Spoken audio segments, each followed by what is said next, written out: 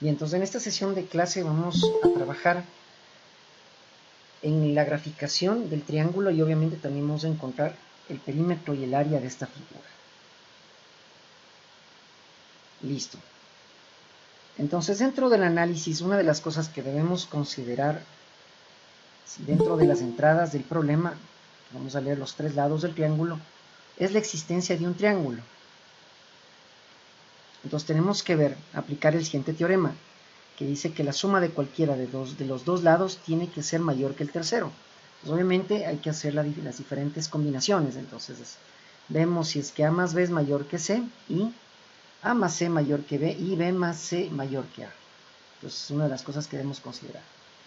De ahí obviamente tenemos como salidas del perímetro el área y el gráfico de la figura como auxiliares del semiperímetro y una pluma, esferográfico de dibujo. El factor de escalamiento como constante del problema y las fórmulas del perímetro, del semiperímetro y del área.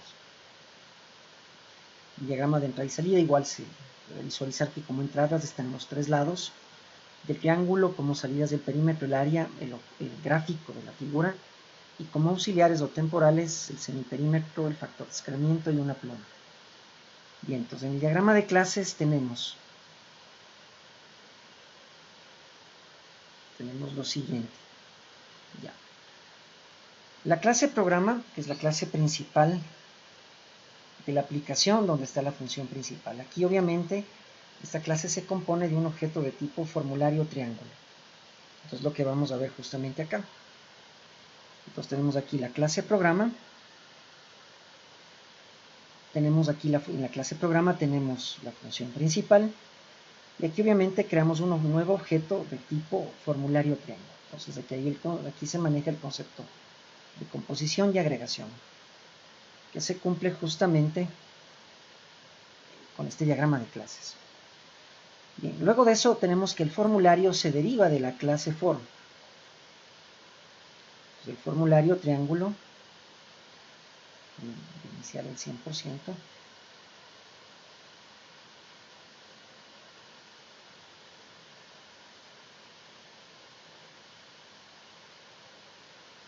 Ya, entonces el formulario triángulo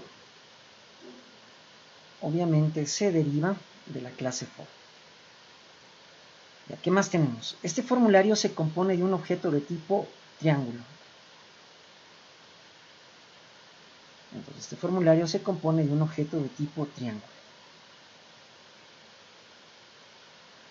Esta clase, la clase triángulo, obviamente tiene como datos miembros los tres lados del triángulo A, B y C minúscula, el perímetro, el área, el factor de escalamiento, que es una constante, y el ángulo A, el ángulo que forma, bueno, el ángulo A del triángulo, porque obviamente hay tres ángulos en el triángulo, el ángulo A, B y C. En este caso, necesitamos el ángulo A, ya vamos a ver por qué. Tenemos obviamente aquí también composición, entonces dentro de esta clase tenemos un objeto graph de tipo graphics, tenemos también un objeto pen de tipo pluma, y tres objetos de tipo point F, que son los que vamos a representar los vértices del triángulo, es decir, los vértices A, B y C mayúsculos. Entonces vamos a ver esto acá. Ya, entonces aquí tenemos la clase triángulo, cuyos datos miembros son los tres lados del triángulo A, B y C minúscula, el perímetro, el área, el objeto graph de tipo graphics, que activa el modo gráfico. Tenemos una pluma, un bolígrafo para graficar sobre el lienzo.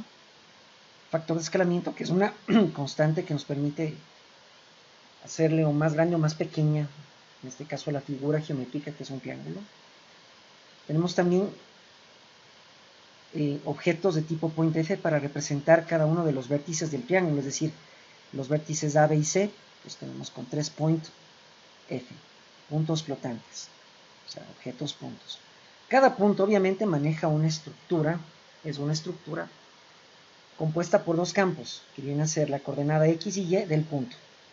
Al ser F, cada coordenada son valores flotantes. Tenemos el ángulo del triángulo, el ángulo A, uno de los ángulos del triángulo. Listo. Bien, luego de esto, en el formulario, al crear un objeto de tipo triángulo, el operador new, con el operador new, creamos y cargamos el objeto en la memoria RAM.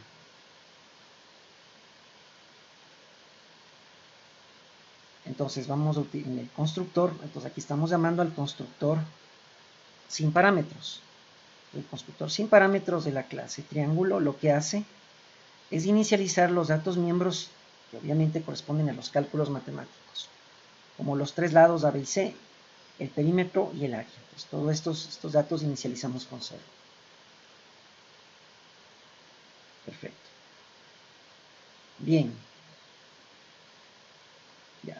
Dentro de la interfaz gráfica, como ustedes ven, tenemos 3 cajas de texto que representan los 3 lados del triángulo, 3 botones para los diferentes cálculos y 2 cajas de texto más para los resultados, del perímetro del área y un picture box para graficar. Obviamente vamos a graficar con respecto al punto 0, 0, ¿no? Entonces obviamente nuestro triángulo va a salir al revés. Bien, entonces ahora sí vamos a entender esto de la geometría del triángulo. Entonces primero vamos a ver la parte de lectura de datos. Bien, entonces vamos acá. Bueno, primero en el evento LOA del formulario. Dentro del evento LOA del formulario llamamos a la función inicializar datos, llevándose las cajas de texto y el picture box. Entonces vamos a la clase cTriangle. cTriangle, aquí está la función inicializar datos. Digamos, la llamada de la función es esta.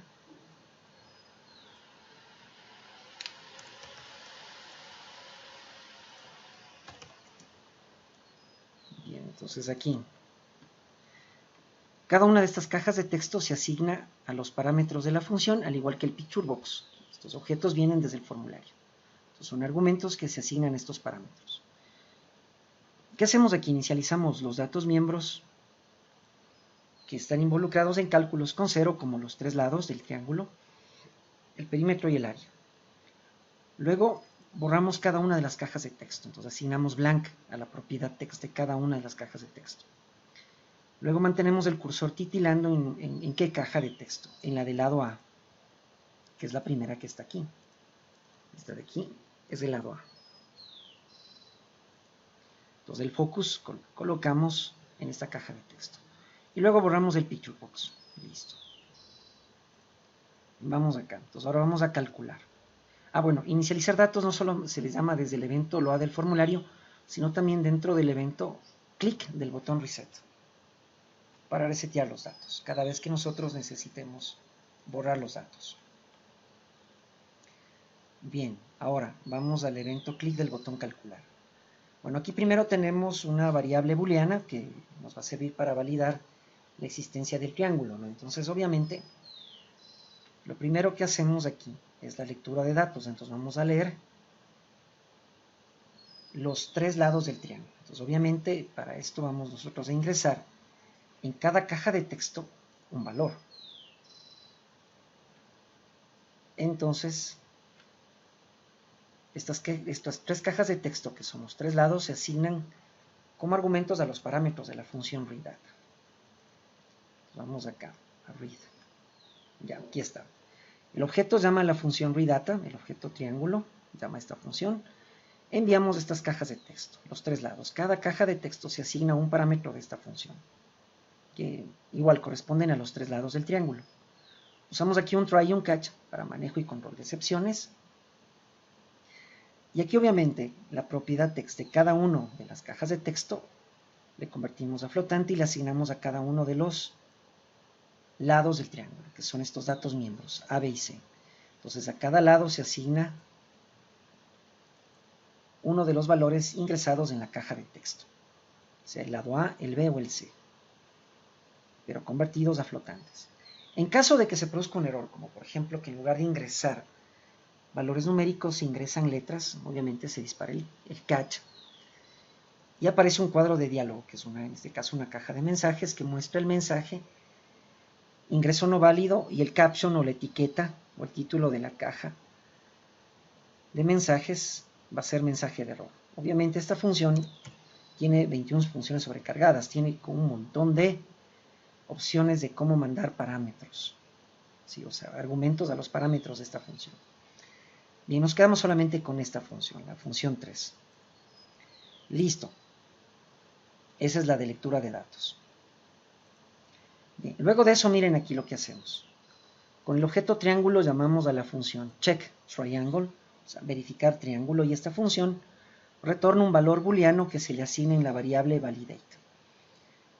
Eso quiere decir que esta función retorna verdadero si existe el triángulo, y si es verdadero podemos hacer los diferentes cálculos del triángulo, al igual que la graficación del triángulo. Pero si es falso, obviamente aparece el mensaje, se despliega el mensaje de error. El triángulo no existe, mensaje de error. Entonces, es un cuadro de diálogo.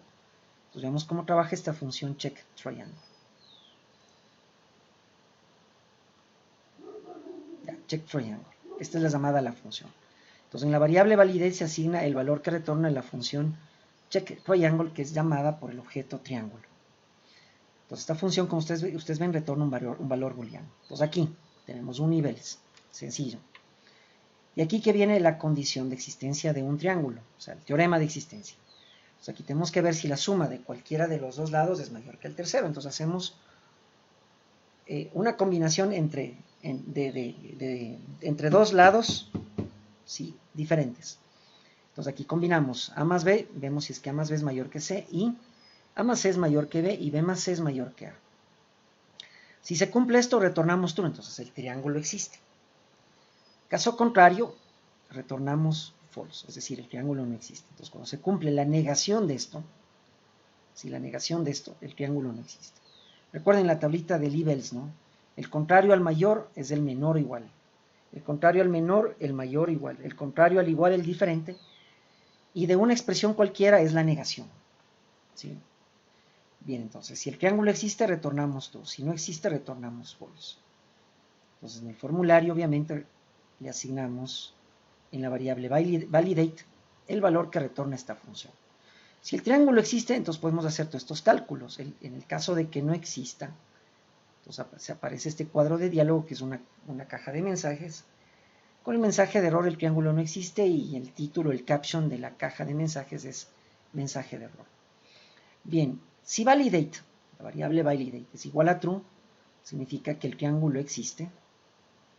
Entonces, ahora sí, primero vamos a calcular el perímetro. Entonces el perímetro obviamente está dado por la fórmula A más B más C, o dos veces el semiperímetro. Entonces en este caso, vamos a ver aquí, perímetro. Ya, entonces vamos a calcular el perímetro en función del semiperímetro. Es decir, el perímetro es dos veces el semiperímetro. Entonces aquí declaramos una variable local con respecto a esta función, la variable s, a la cual le asignamos el valor que retorna la función semiperímetro. Esta es una función privada. Eso quiere decir que solamente puede ser llamada por funciones dentro de la clase. Y no puede el objeto acceder a esta función, porque es privada. A esta sí, al perímetro sí, porque es pública. Entonces esta función retorna el valor de A más B más C dividido para 2. Si ya tengo el semiperímetro, el perímetro es dos veces S. Dos veces el semiperímetro. Ya tenemos el perímetro calculado.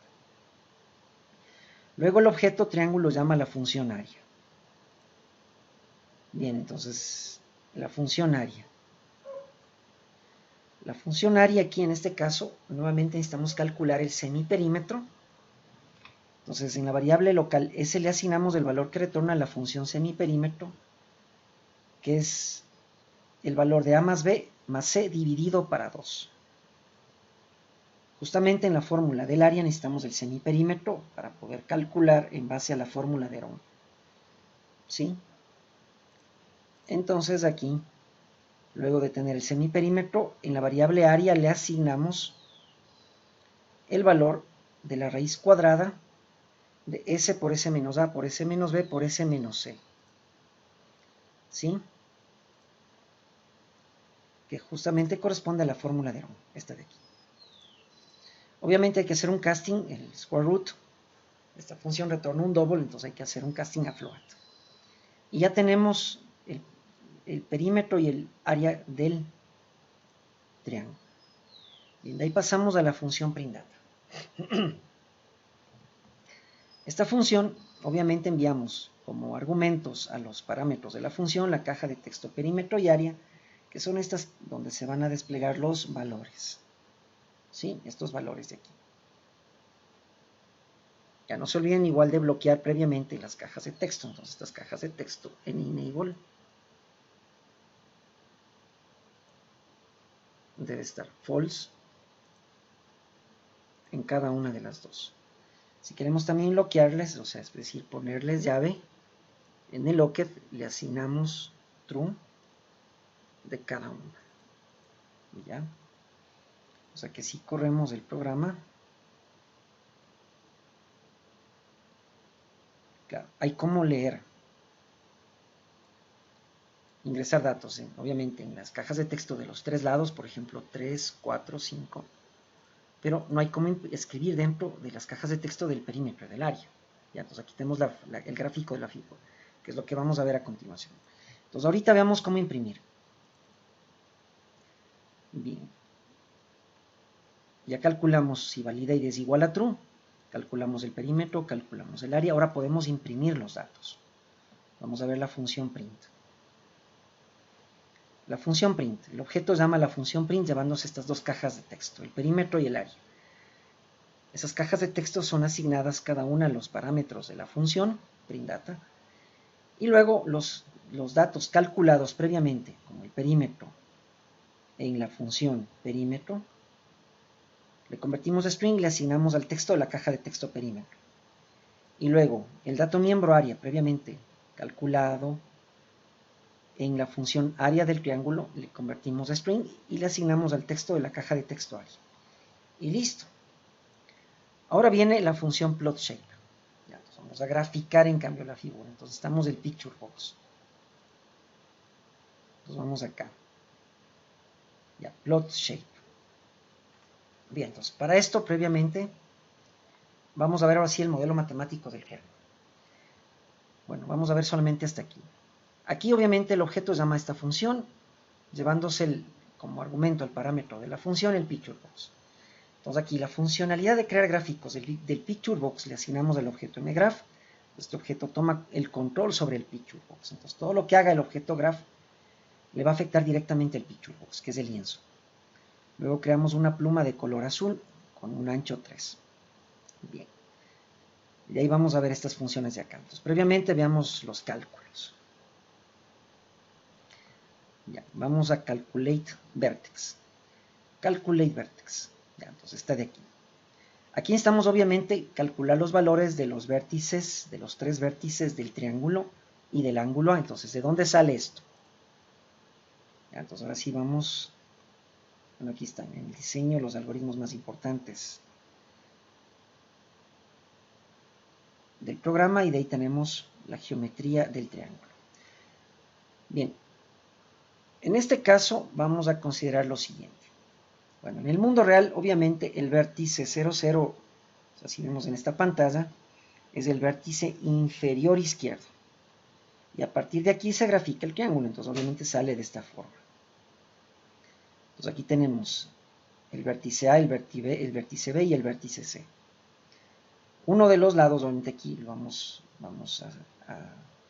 a partir de que uno de los lados, en este caso el lado C, está sobre el eje horizontal. Y de ahí tenemos los otros dos lados, el A y el B. Necesitamos obviamente el ángulo A, sí, para obtener el valor del vértice C. Entonces obviamente es para calcular la pendiente de esta recta. Bien, eso es en el mundo real. Entonces obviamente vamos a pasarnos al mundo de la computación gráfica. Entonces eso quiere decir que vamos a graficar con respecto al 0, 0, que es el vértice superior izquierdo, considerando esta pantalla de este monitor, es el de acá. O sea, es decir, aquí, en este picture box, este es el vértice 0, 0. A partir de aquí, pues es que se grafica hacia abajo. Sí, entonces justamente va a salir así.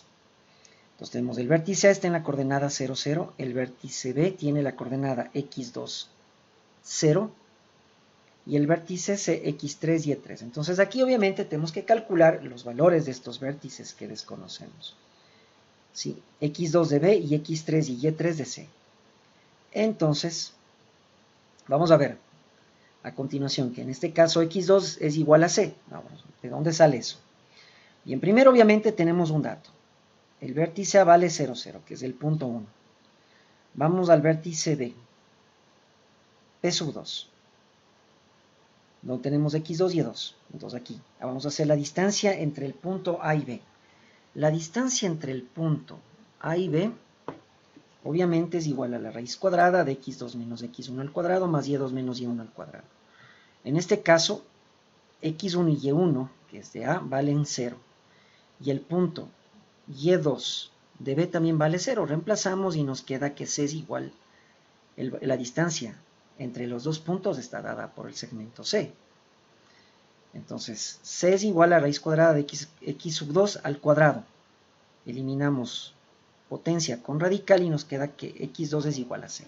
Entonces, con eso ya tenemos estos dos datos. El vértice A tiene por coordenadas 0, 0 y el vértice B, C, 0. Entonces, eso es lo que va aquí en la programación. Entonces, en la función, miren, esta es una función privada, eso quiere decir que el objeto no tiene acceso a esta, pero sí tiene acceso a plotShape porque es una función pública.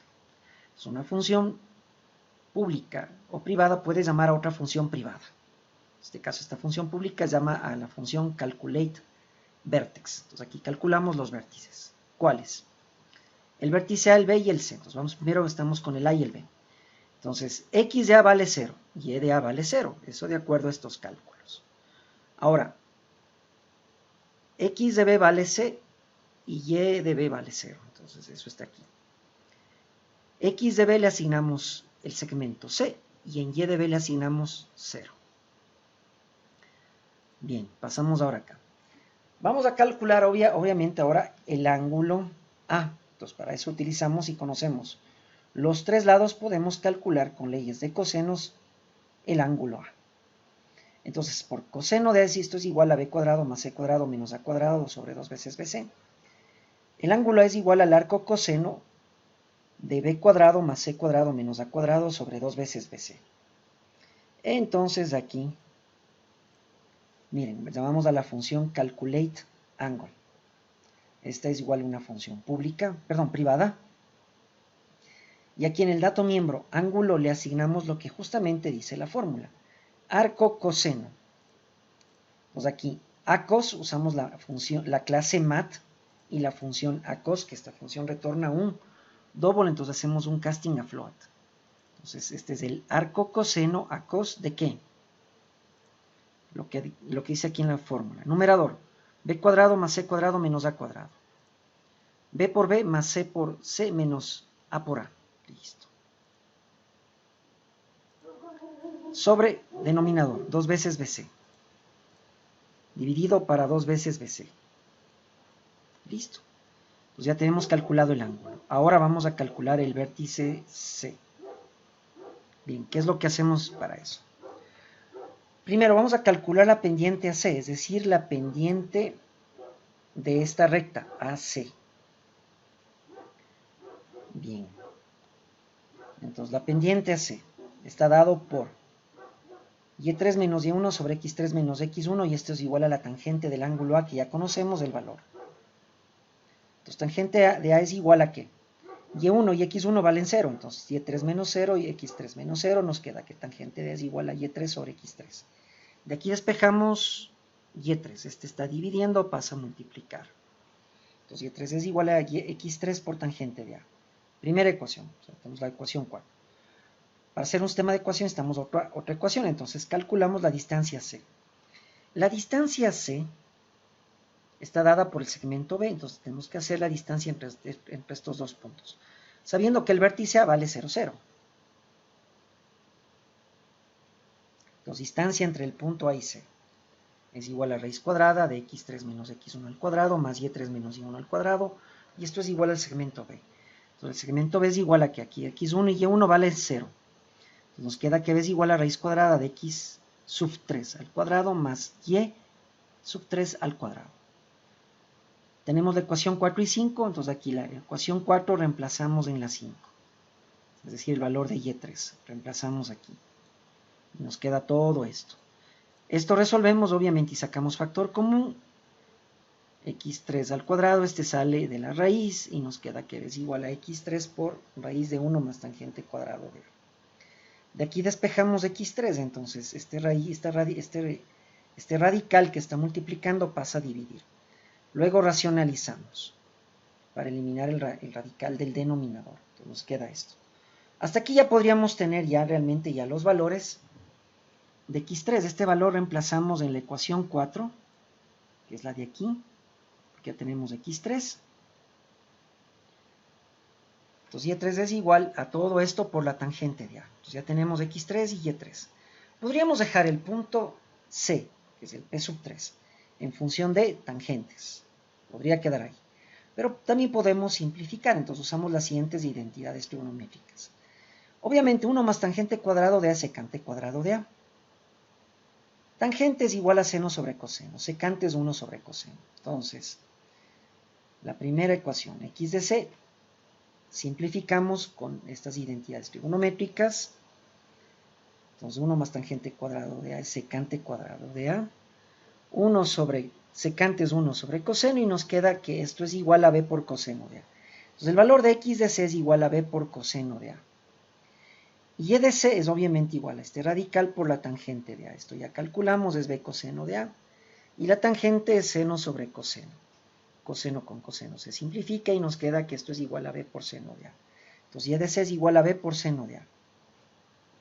Entonces el punto C o P sub 3 queda expresado en función de senos y cosenos. Entonces x de c es b coseno de A y y de c es b por seno de A. Eso lo plasmamos acá.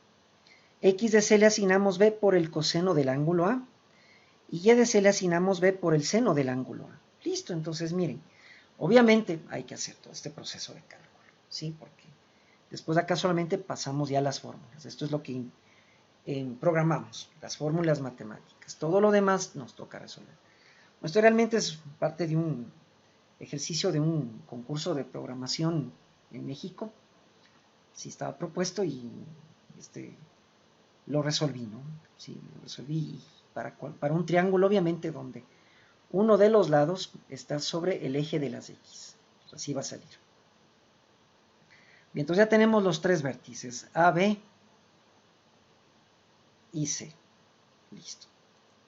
Entonces aquí ya tenemos, como ustedes ven, los tres vértices A, B y C, asignados sus respectivos valores. Entonces eso va en la función calculate vertex. ¿Qué nos toca luego? Simplemente graficar las tres líneas del triángulo, es decir, estas líneas de aquí. Entonces la primera línea vamos a graficar, es con los puntos A y B. Entonces, el objeto graph llama a la función drawLine, llevándose la pluma de color azul, y los valores de x1, y1, x2 y y2, que corresponden a los vértices x de A, y de A, x de B y de B. Obviamente aquí ya usamos un factor de escalamiento para que el triángulo no salga muy pequeño, ¿no? Porque si no salen píxeles. Bien, luego con el objeto graph llamamos a la función drawLine y ahora vamos a graficar la siguiente línea. En este caso es la línea AC. Entonces esta de aquí, AC. Entonces necesitamos estos dos puntos. Entonces necesitamos x de A, y de A, x de C y y de C. Y luego graficamos la última línea que es BC. Este de aquí. Entonces necesitamos los dos puntos, de B y de C. Entonces x de B, y de B y el otro punto x de C y de C. Igual por un factor de escalamiento. Y eso es todo la función plotShape. ¿Sí? Con eso sí, hemos terminado de programar en el evento clic del botón calcular. Sí, obviamente si es que el triángulo existe, calculamos el perímetro, el área, se imprimen los datos del perímetro y del área y ploteamos o graficamos la figura. Bien, en el evento clic del botón salir simplemente aquí le puse, aquí llamamos a la función closeForm llevándose el objeto this. Entonces el objeto triángulo llama a la función closeForm. ¿Quién es el objeto puntero dice en este caso? Obviamente es la referencia actual del objeto con el cual se está trabajando. Sí, aquí que es, en este caso, el formulario triángulo, que es una clase. Sí. Entonces aquí close form. Miren aquí el objeto triángulo llama close form llevándose dis. El objeto puntero dis se asigna al parámetro objform, que es un formulario, y con este objeto cerramos el formulario y listo. Entonces con eso está completo el triángulo. Sí, no hay nada más de ciencia en esto. Bien, entonces ya sabemos cómo graficar ahora sí ya todas las figuras geométricas básicas o primitivas en 2D, que son el círculo, el cuadrado, el rectángulo y el triángulo. Lo demás se construye en función de esto. Polígonos, cuadriláteros, ¿sí? En 2D, ¿no? Obviamente estoy hablando en 2D, en 2 dimensiones. Bien, entonces ahora vamos a ver cómo en cambio graficar, por ejemplo, funciones cuadráticas. Digamos que estamos para este de aquí, miren, un arco de una parábola, como para encontrar o representar el lanzamiento de un proyectil. Bien, entonces, para este caso, bien, déjenme cerrar ya lo del triángulo. Bueno, igual aquí, ustedes tienen este programa y si yo ya les pasé, entonces aquí miren, leemos los 3 lados, digamos, 3, 4, 5, calculamos y ahí está. Entonces es un triángulo rectángulo, ¿no? Como ustedes ven. Se dibuja obviamente hacia abajo. Si queremos uno más grande, entonces por ejemplo, digamos el 13, 14, 15, ahí está, un triángulo más grande. Rectángulo también, ¿no? Listo, entonces con eso cerramos esta parte. Bien, entonces con eso terminamos el triángulo. Listo, entonces ahora sí cerramos este proyecto. Bien, entonces ahora pasamos a este de acá. La primera les voy a hacer que vean qué es lo que hace. Bien, entonces vamos a graficar la función cuadrática. Ya vimos cómo calcular, ¿sí? Cómo calcular. Voy a pasar acá. Esto vimos en Java cómo calcular, por ejemplo, las raíces de la ecuación cuadrática.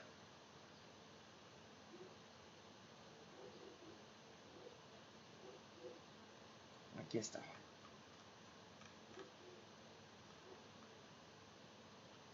Ya, las raíces de la función cuadrática la vimos en Java. Entonces, y es igual a x cuadrado más bx más c. Entonces, obviamente necesitamos la fórmula general y obviamente analizar, esto vimos, el discriminante, el valor del discriminante, para ver si las raíces son reales o existe una sola raíz real o las raíces son imaginarias. Entonces ahora vamos a ver cómo graficar, porque además de esto vamos a ver cómo graficar. Entonces, primero veamos cómo graficar. Entonces en este caso, corremos la aplicación, miren aquí sale la función cuadrática, y igual a x cuadrado más bx más c. Digamos que ingresamos 1, 1, 1.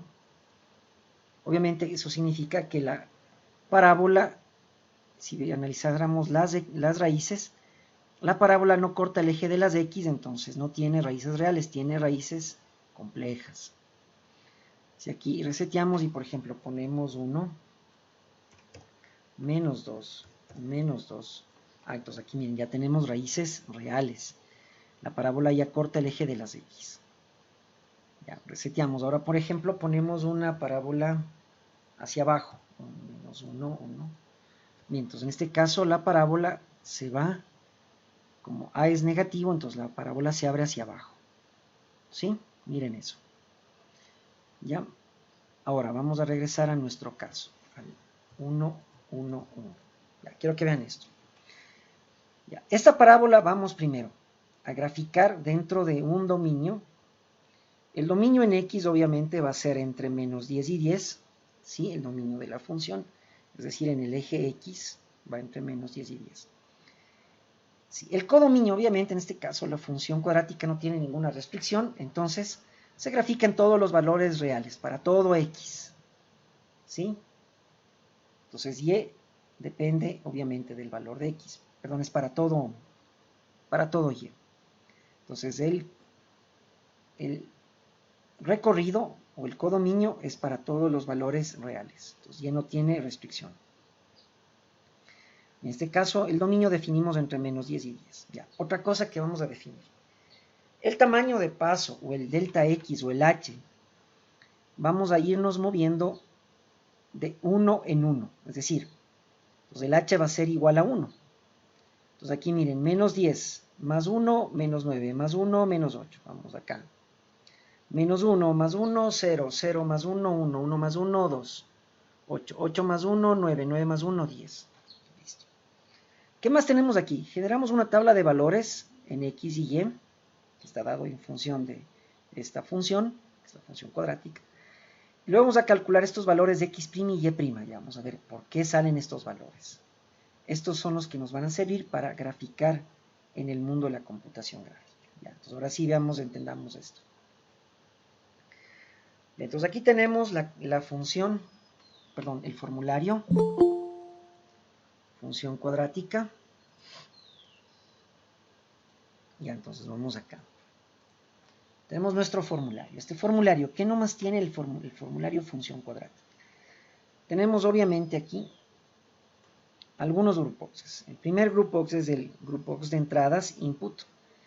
Y aquí tenemos, miren, las tres cajas de texto de los tres coeficientes numéricos de la función. TXTA, que es A, TXTB, que es B, y TXTC, que es C.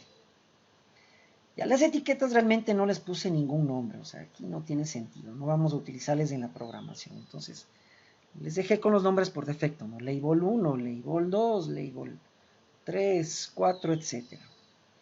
Bien, vamos acá. El siguiente groupbox es el GRB Options, es el groupbox de opciones. Entonces aquí tenemos los botones btn Calculate, btn Reset y btn Exit, que es calcular, resetear y salir, respectivamente. Bien, luego tenemos el groupbox del GRB Canvas, el lienzo, donde tenemos aquí este Picture Box. Quiero que le vean este Picture Box. Este Picture Box en el size es de 400 por 300. Eso quiere decir que el valor de X de esto de aquí, el ancho vale 400 y el largo vale 300. Gráficamente es esto. Este ancho vale 400 porque tenemos una resolución para el Picture Box de 400 por 300. Entonces el ancho vale 400 y el largo vale 300. ¿Sí? Ya. Bien, regresemos acá. Ojo entonces con eso. Entonces nuestro size para el Picture Box ha sido 400 por 300. Bien, pasamos ahora al otro groupbox, que es la tabla de valores. Este les llamé GRB Table Values. Y aquí tenemos unos, bueno, estas son etiquetas, sí, que no les cambié el nombre, pero aquí tenemos unos controles que se llaman Leads Box. Cada uno es un Leads Box. ¿Qué es un Leads Box? Este de aquí. Caja de lista.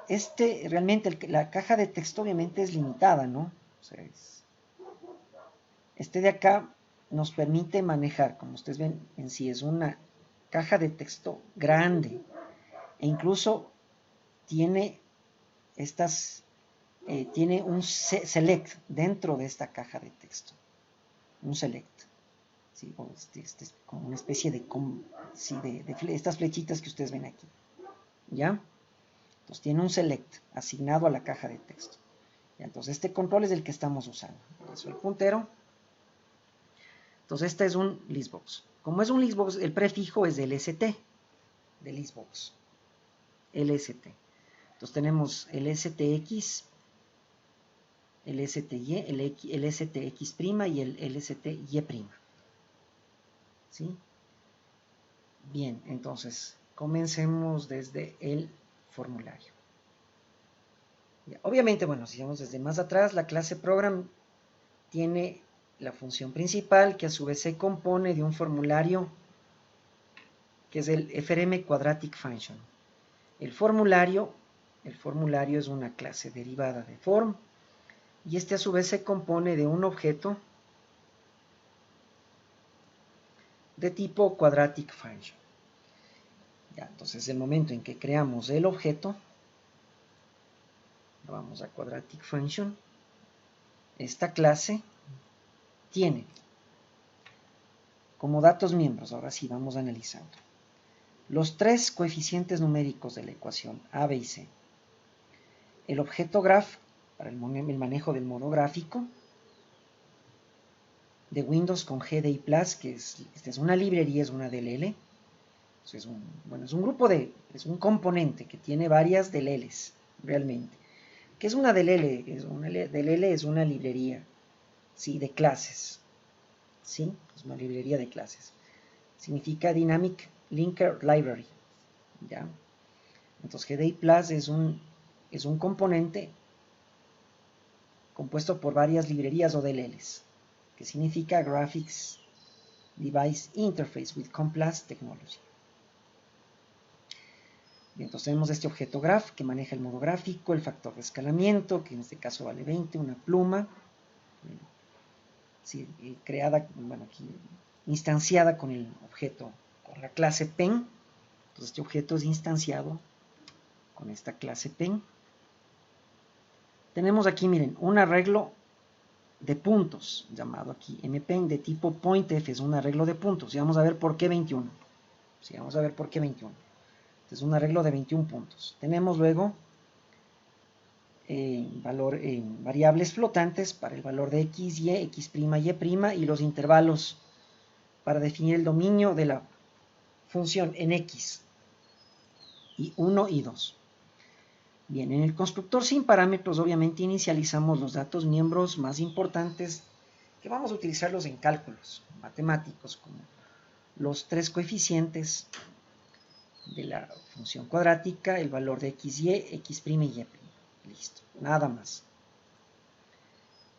Bien, ahora vamos con este objeto. Este objeto dentro del evento LOAD del formulario y dentro del evento clic del botón reset llamamos a inicializar datos e inicializar controles. Bien, veamos inicializar datos. Vamos acá, inicializar datos. La función de inicializar datos llamada por este objeto lo que permite es inicializar los datos de cálculos, ¿sí? Como los tres coeficientes de la función a, b y c, y para las tablas de valores x, y, x', y y'. Luego el objeto se llama inicializar controles. A esta función le vamos a enviar ¿qué parámetros? Las cajas de texto de los tres coeficientes a, b y c, el picture box que es el lienzo, y las cajas de lista para las tablas de valores de x, y, x', y y'. Entonces, todo esto se asigna en estos parámetros. Luego, inicializamos las cajas de texto con blank, así como ustedes ven aquí, las cajas de texto A, B y C con blank. Luego borramos el picture box con la función refresh.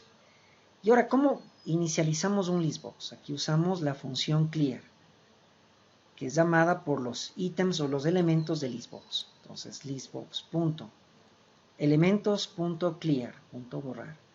Entonces, con eso borramos las cajas de lista, cada una de las cajas de lista. Bien, ahora vamos a ver qué tenemos programado dentro del evento clic del botón calcular. Bien, entonces aquí primero llamamos a la función readData con el objeto quadratic function. Aquí obviamente nos enviamos como argumentos a los parámetros de la función las cajas de texto del formulario, estas de aquí, que eso corresponden obviamente a los tres coeficientes de la función cuadrática, a, b y c. Ustedes ven aquí. Entonces, enviamos esas tres cajas de texto. Bien, entonces vamos a readData. Ya, readData. Aquí obviamente tenemos un try y un catch para control y manejo de excepciones, como en Java. Y aquí, el texto de la caja de texto A le convertimos a flotante y le asignamos al dato miembro A. El texto de la caja de texto B le convertimos a flotante con el float.parse y le asignamos al dato miembro B. Y el texto de la caja de texto C le convertimos a flotante y le asignamos al dato miembro C. En caso de un posible error con el catch, se despliega un cuadro de diálogo que es una caja de mensajes que muestra el mensaje de ingreso no válido con el caption o etiqueta o el título de la caja de mensajes, mensaje de error. Listo. Bien, regresamos acá. Ahora, el objeto quadratic function llama a la función plot axis, llevándose el picture box. Ya, entonces vamos acá.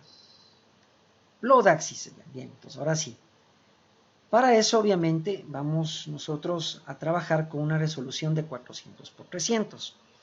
Nuestro picture box sabemos que vale 400 por 300. Eso quiere decir que el ancho del picture box es 400 y el largo, el height, 300. Vamos ubicando los vértices. El 0, 0 es el vértice superior izquierdo. Vamos acá. El 0, 300 es este de acá, o sea, 0 en X, 300 en Y, que corresponde al valor máximo de largo. Es el vértice inferior izquierdo. Este de acá, miren, vale 400, 0. 400 en X, 0 en Y, o sea, está a la misma altura en Y. Entonces, este es el vértice superior derecho. El vértice inferior derecho, en cambio, tiene por valores 400 por 300, que justamente corresponde al valor de la resolución del picture box. 400 por 300. 400 en X, 300 en Y. Bien, ahora, ¿cómo graficar primero el eje horizontal? Ya, vamos primero un poco a la parte de código. Ya, entonces ahora sí. Hemos definido un lienzo de 400 por 300, 400 en X, 300 en Y. Este es nuestra área de dibujo. Aquí están cada uno de los vértices. El superior izquierdo, superior derecho, inferior izquierdo, inferior derecho. ¿Sí? Que se visualiza de mejor manera en este gráfico. Bien, luego de eso, ya. Una cosa importante. Esta es la resolución, el área de dibujo. ¿Cuál es el valor del centro? El centro de este lienzo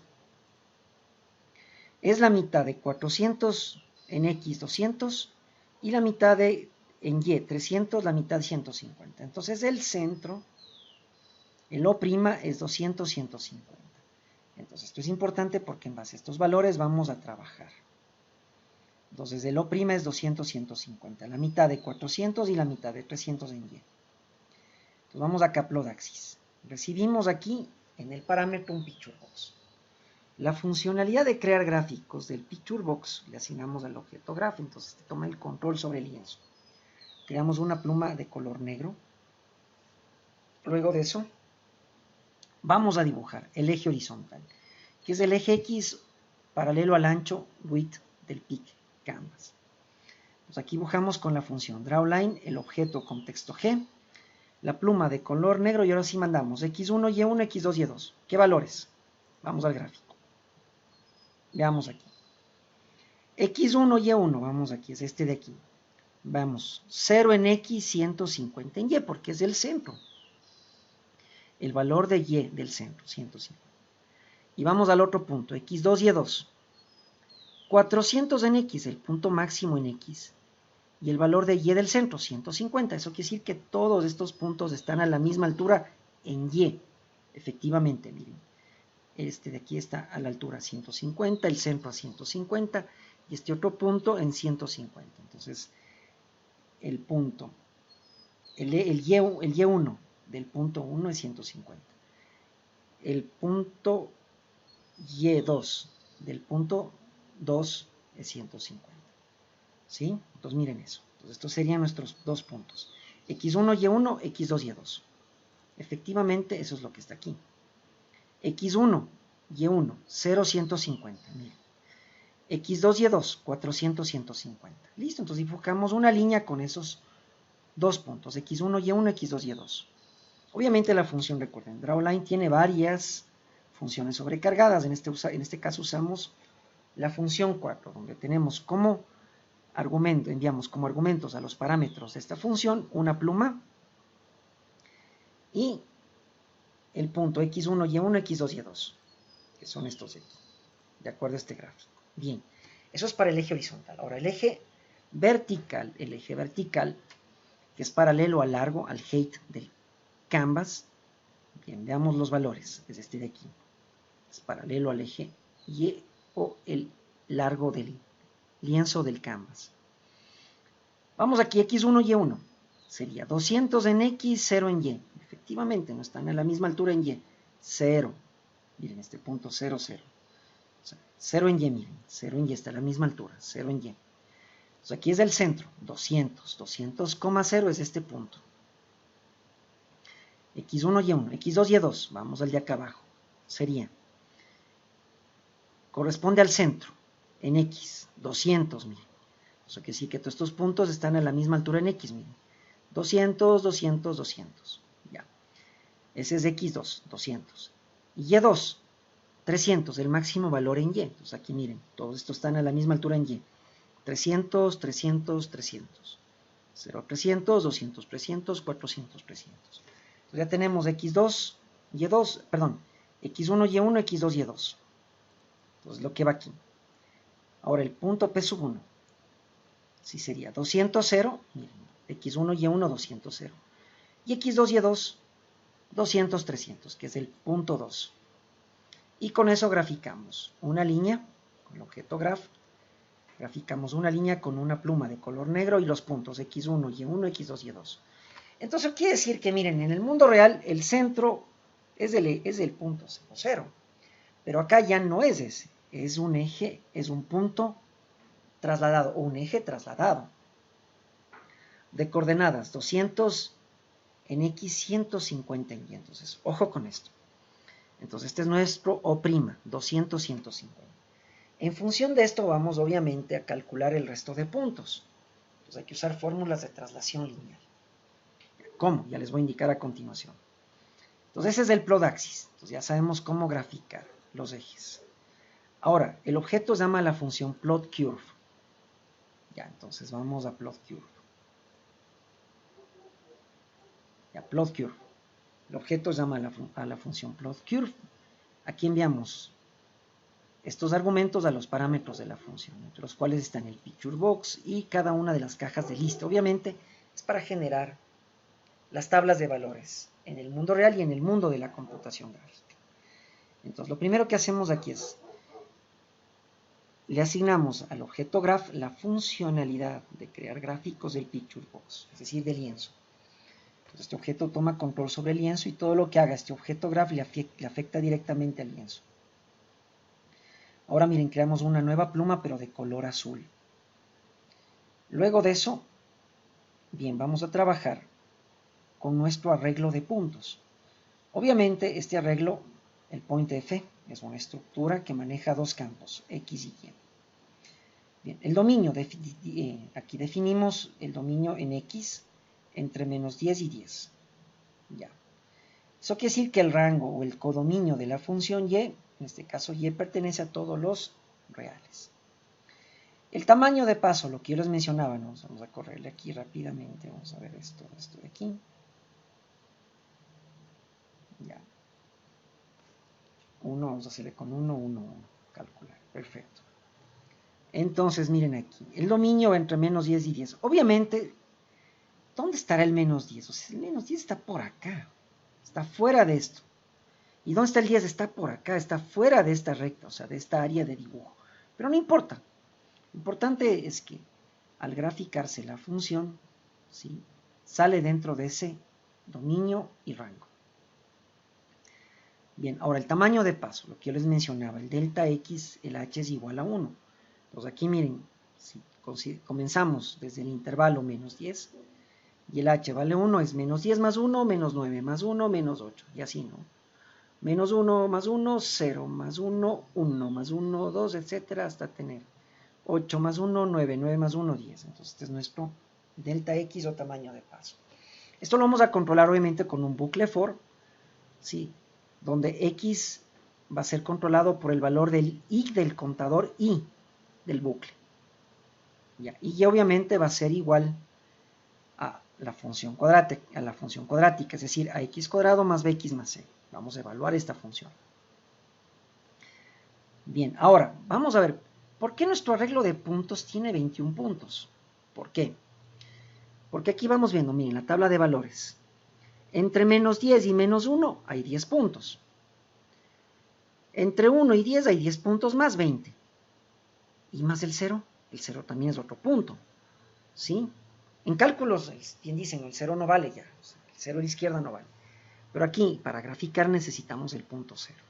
Entonces sería 10 más 10, 20, más el punto 0, 21 puntos.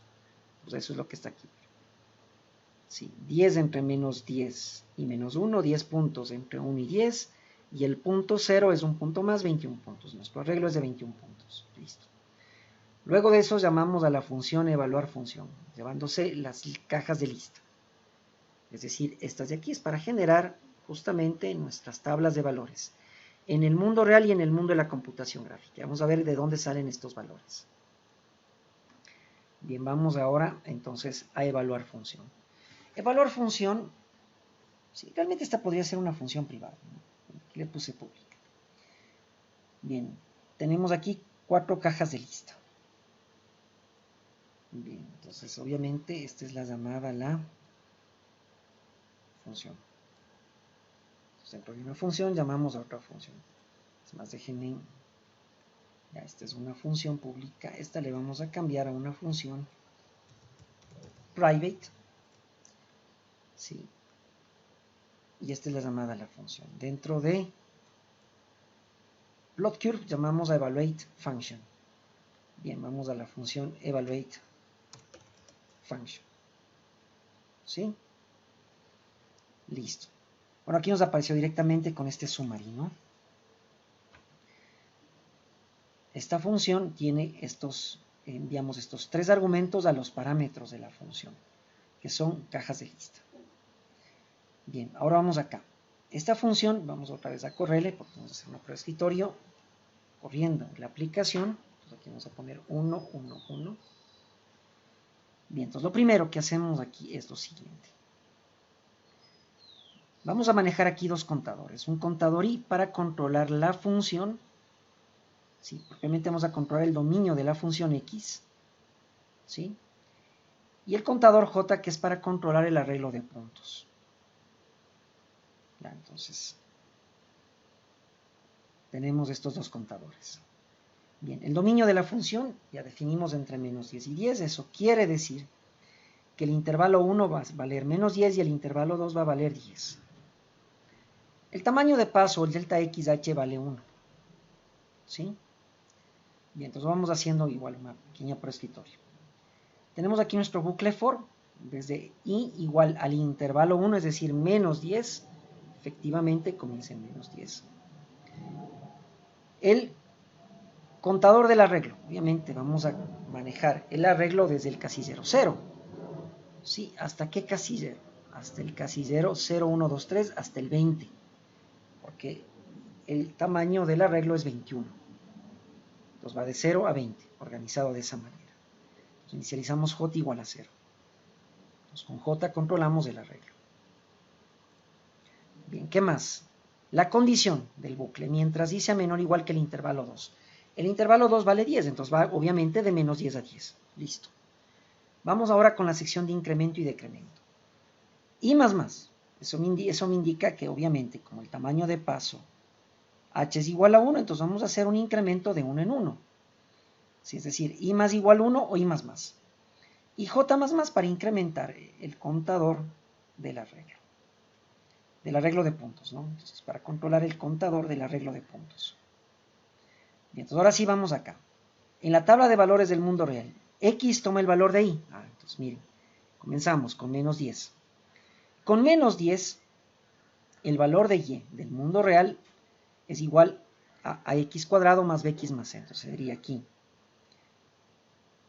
A vale 1 por x vale menos 10, por x que vale menos 10, más b que vale 1, por x que vale menos 10, más c que vale 1.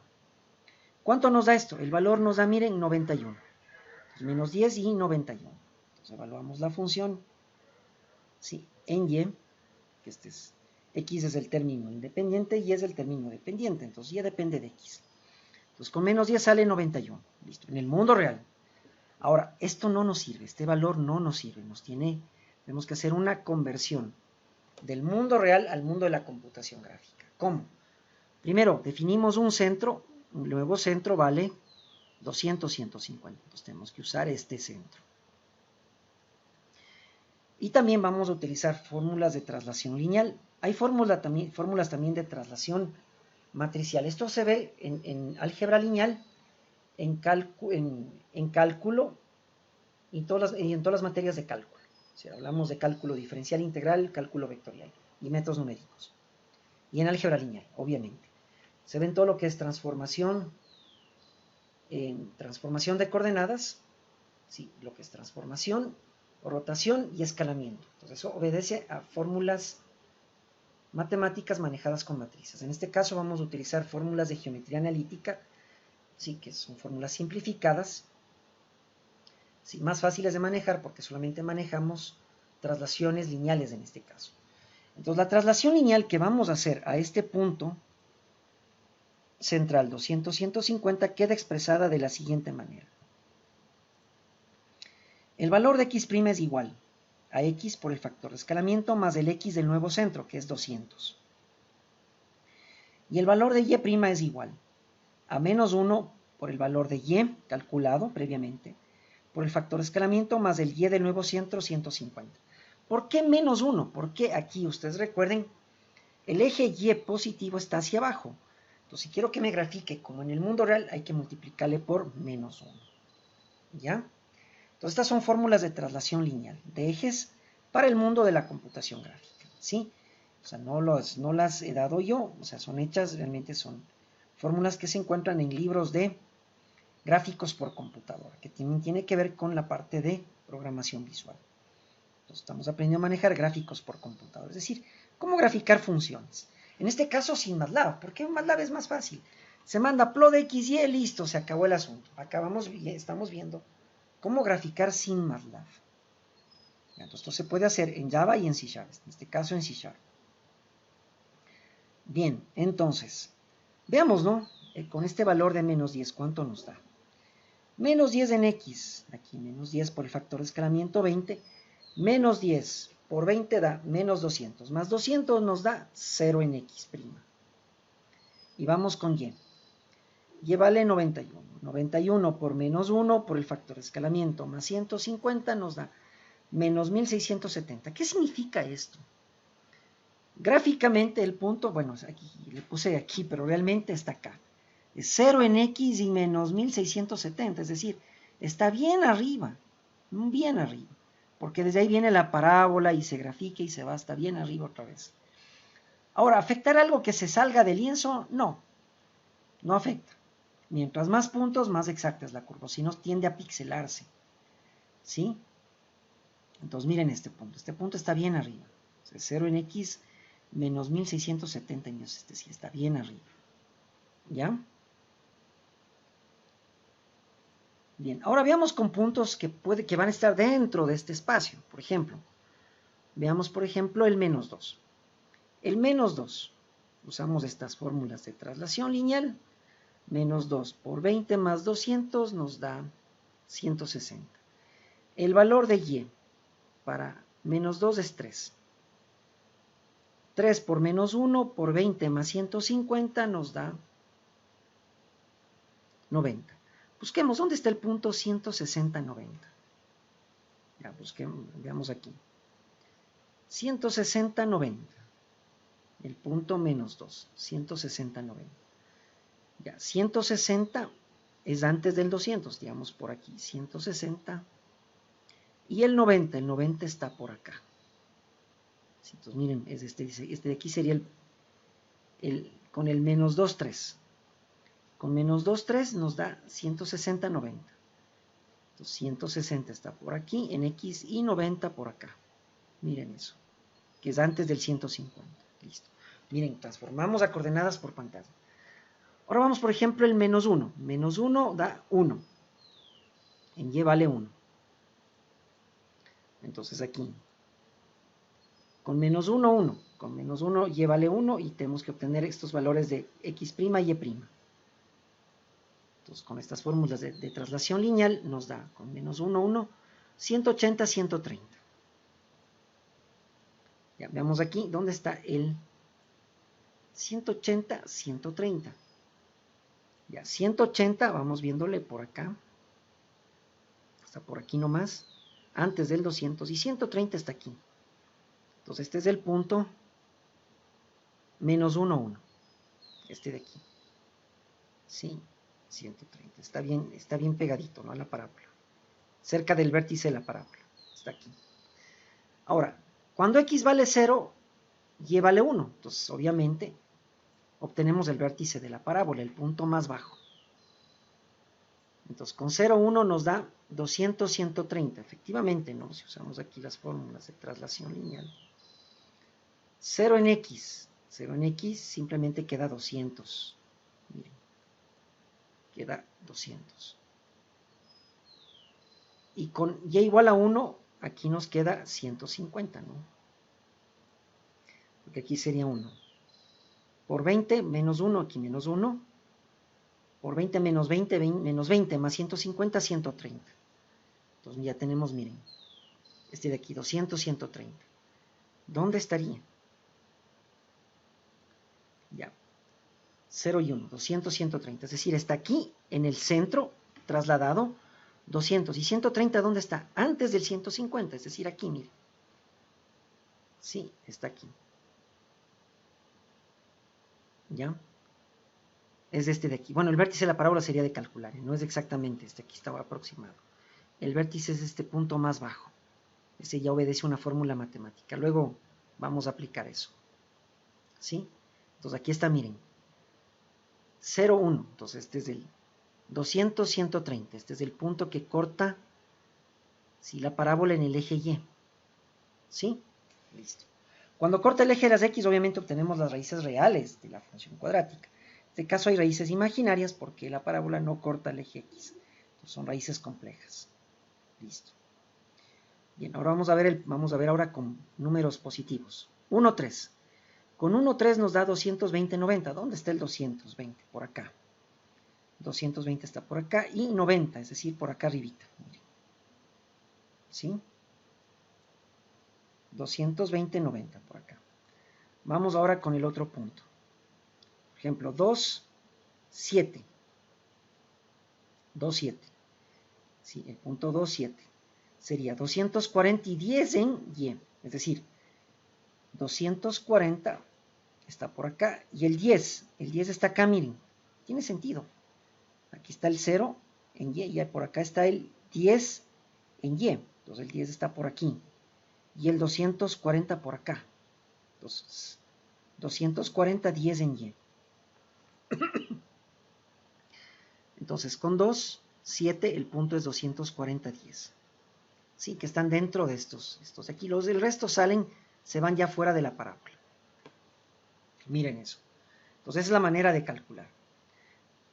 Incluso miren, el menos 3, 7 está 140, 10. Menos 3, 7, 140 por acá y 10 está por aquí. 10 en Y. Sí, está por aquí. Pues tiene sentido, ¿no? Entonces miren, estas fórmulas de traslación lineal son muy importantes cuando estamos trabajando en gráficos por computadora, en este caso funciones matemáticas, y queremos representar del mundo real al mundo de la computación gráfica. Lo mismo también puede suceder también con vectores. Sí, vectores en el plano, generalmente, ¿no? En el espacio es otro tratamiento. Pues hablamos de R3. Ahorita estamos trabajando en R2. Bien, y con eso graficamos. Una vez que tenemos todo el arreglo de puntos, miren, cada coordenada x' y y', como el 0 menos 1670, se va guardando en cada casillero del arreglo, miren.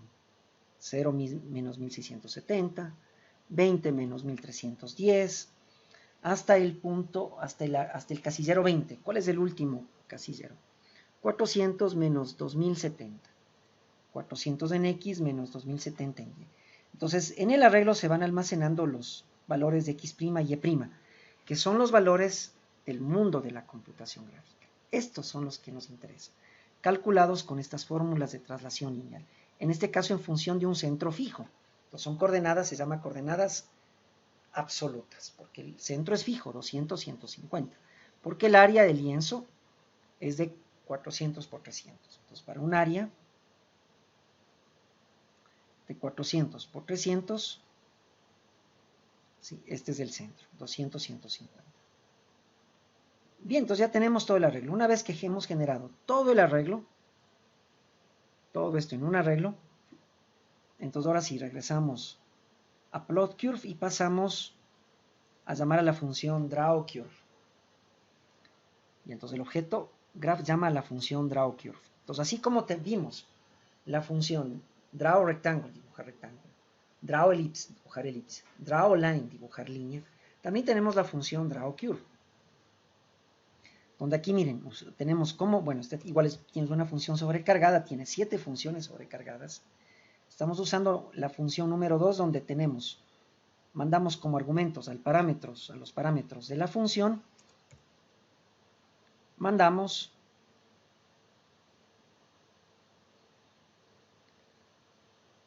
la pluma, ¿sí? La pluma que en este caso es de color azul, y el arreglo de puntos de 21 puntos, que lo generamos en la función evaluate function, con las fórmulas de traslación lineal, y evaluando la función, ¿no?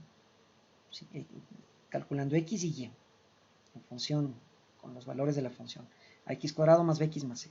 Transformamos a coordenadas por pantalla y obtenemos el arreglo de puntos. Entonces aquí miren, mandamos la pluma y el arreglo de puntos. Ya. Ahora, aquí obviamente ustedes se preguntarán, bueno, ¿y cuántos puntos mismo puedo mandar? ¿Y cuál es lo mínimo? Ya.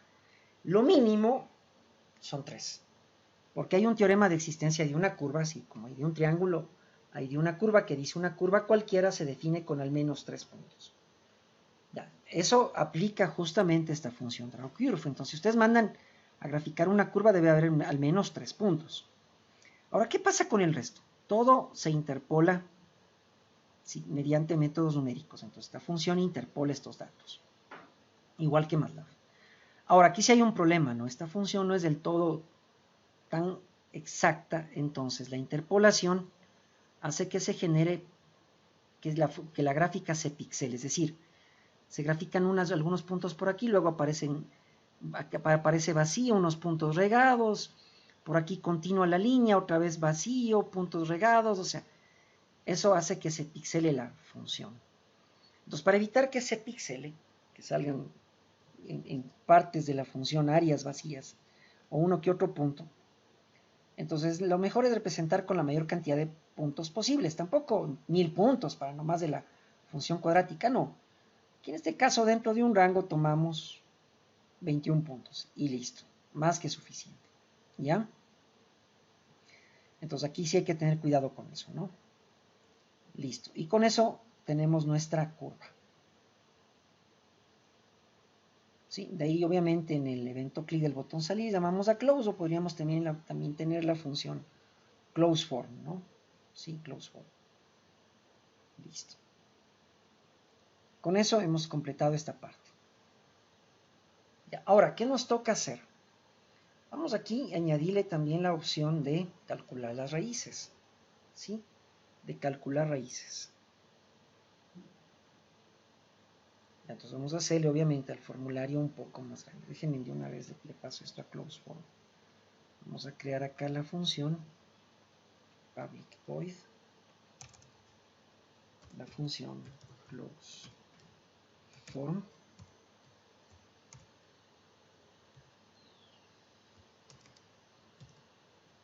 Listo.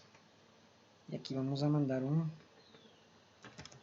form obj form. Y aquí, con este objeto form, vamos a llamar a la función close. Entonces, con el objeto de aquí, vamos ahora a llamar a la función close form, llevándose this, el objeto puntero this, que es la referencia actual del objeto con el cual se está trabajando, que en este caso es el formulario FRM Quadratic Function. O close. Listo. Entonces hasta ahí vamos a probar. Listo. Ya, entonces aquí 1, 1, 1, calcular, resetear, salir. Perfecto. Y entonces ahora vamos a completar. Que esto igual. Verán, dentro de los proyectos para esta última unidad, es lo que ustedes hicieron en la primera unidad, que fue, ustedes tenían ahí gráficos de vectores, de planos inclinados, algunos les tocó la función, raíces de la función cúbica, de la función cuártica. Entonces van a graficar y van a calcular las raíces, pero ahora todo en C#, es decir, todo de manera visual y con objetos, es decir, con clases. Entonces veamos este de aquí, la función cuadrática. Completemos. Entonces miren, yo por ejemplo, yo tengo hecho esto en C inicialmente, ¿no? Sí, cálculo de las... Yo tengo esto hecho en lenguaje C. Entonces aquí tengo mi función de segundo grado. Sí, obviamente tengo una estructura complejo para la parte real e imaginaria, porque obviamente las raíces imaginarias de la función cuadrática son un número complejo. Entonces aquí en C uso simplemente struct complejo. Acá vamos a crear la clase complejo. Entonces ya se va complicando. ¿Qué más tenemos? La ecuación de segundo grado, tenemos todas estas funciones de aquí definidas. Leer datos, calcular raíz de ecuación lineal, función constante, calcular discriminante, calcular raíces reales, calcular única raíz real, calcular raíces imaginarias, imprimir raíces reales, imprimir única raíz real, imprimir raíces imaginarias. Ya, entonces eso quiere decir que tenemos que pasar estas funciones de la ecuación de segundo grado. Vamos a pasar a C. Entonces, primero lo del número complejo. Esto de aquí. Entonces, vamos aquí a crear una clase llamada... Vamos a agregar una clase llamada C-complex. Perfecto. C-complex. Ya, esta de aquí, bueno, esta de aquí podríamos, voy a añadir estas librerías. Igual en C-complex. Sistema de dibujo y los formularios de Windows Forms. Listo. Esta clase de aquí va a tener como datos miembro ya,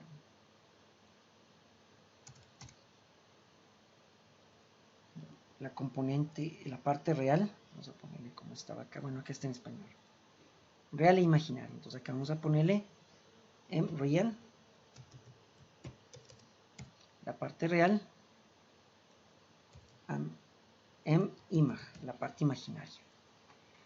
Entonces ahora, ¿qué es lo que vamos a hacer? Vamos a tener por lo menos getters y setters.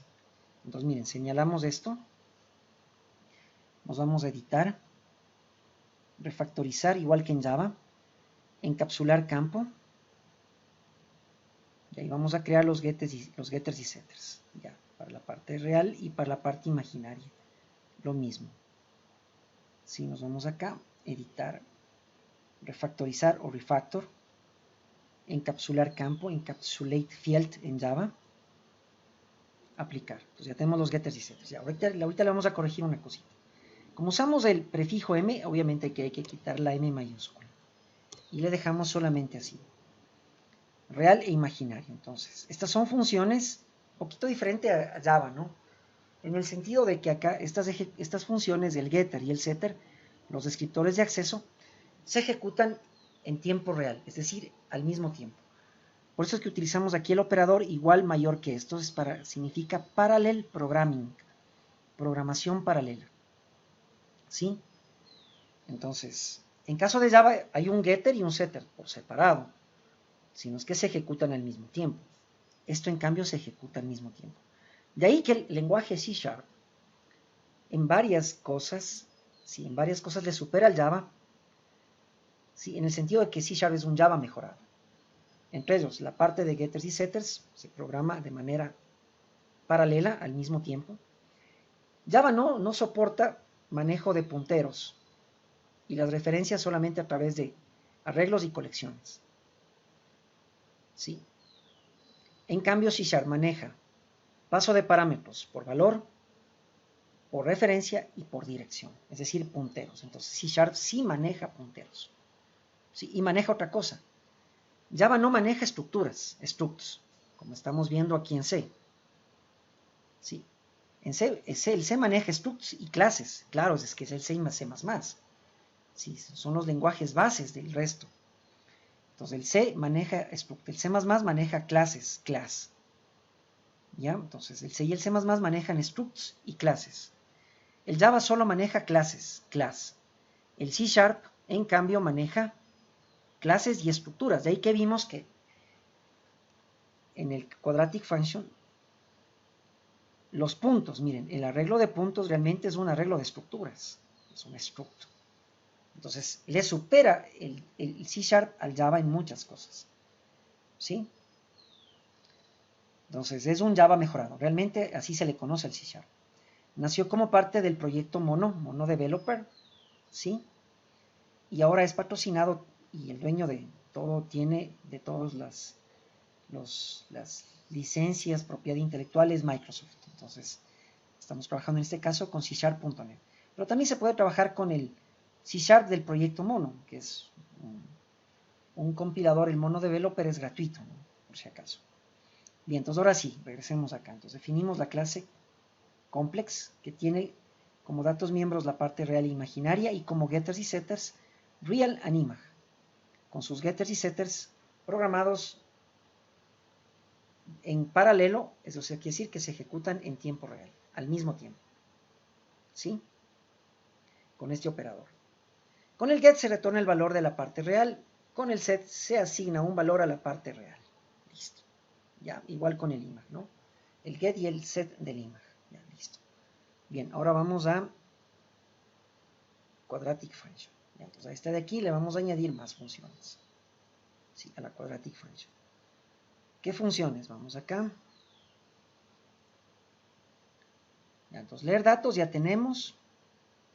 Ya calcular, bueno, realmente aquí no vamos a necesitar ni función constante ni calcular raíz lineal, porque aquí en nuestro programa, ya, en nuestro programa, digamos, a ver, déjenme ver, debe estar funcionando esto. Esto es en C.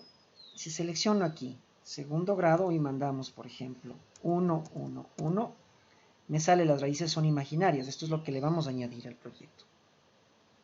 Salen los dos números complejos, Z1 y Z2. Ahora, si yo mando en la raíz de la ecuación cuadrática el valor de 0, 1, 1, obviamente me va a decir error en el ingreso de datos. ¿Por qué? Esto es como una calculadora científica. Si quiero calcular una ecuación de primer grado, utilizo el primer caso, primer grado.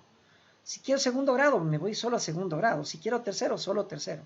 Quiero cuarto, solo cuarto. Entonces, en este caso, obviamente, directamente aquí, en el caso 2 tenemos leer datos A, B y C. Sí, vamos a enviar. Y tenemos un nivels. Si el valor de A es igual a 0, simplemente sale error en el ingreso de datos. Entonces, eso quiere decir que vamos a tener este nivels igualito. Ya, este nivels. Ya, ¿en dónde? Ya, dentro del formulario. Que este hace de nuestro void main. Sí, acá en C tenemos dentro de un void main, ¿no? Obviamente, ¿no? Dentro del void main o el int main. En este caso esto vamos a programar, estamos programando dentro del formulario. Entonces dentro de nuestro formulario, en el evento click del botón calcular, este es el que hace aquí, tenemos antes de graficar y después de leer, justamente este evals. Ya.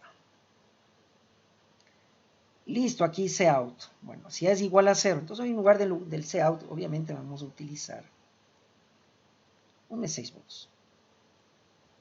Entonces miren cómo vamos modificando esto.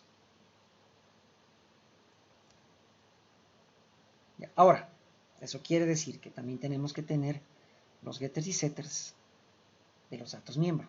Entonces, obviamente, también vamos a hacer aquí getters y setters de este de aquí. Refactorizar. Refactorizar, encapsular campo.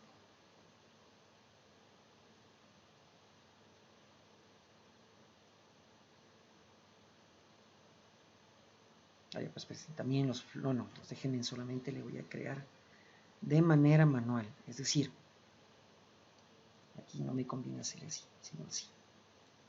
Entonces voy a hacer esto de manera manual.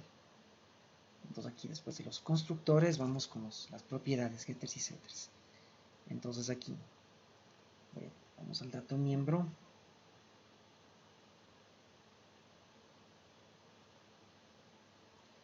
A ver, déjenme ver si aquí teníamos, no, aquí no tenemos ángulos, ¿no? No, entonces perfecto, entonces me queda así de la siguiente manera. El A, aquí retornamos ya M sub A, perfecto. Y acá M sub A también.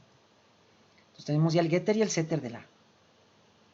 Lo mismo vamos a hacer para el B.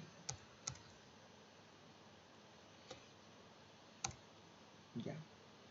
Entonces aquí tenemos B y C.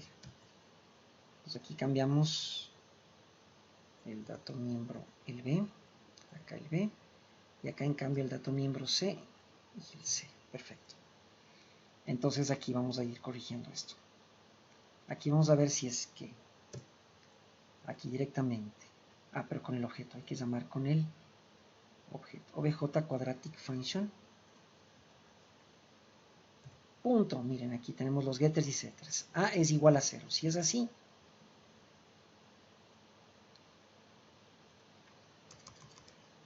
ya desplegamos el siguiente mensaje. Bueno, aquí ya se me borró. Error en el ingreso de datos. Perfecto.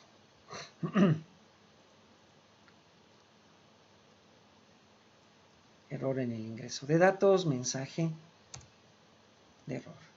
Listo. Ya, y retornamos. ¿Qué hace un return? Recuerden, una función.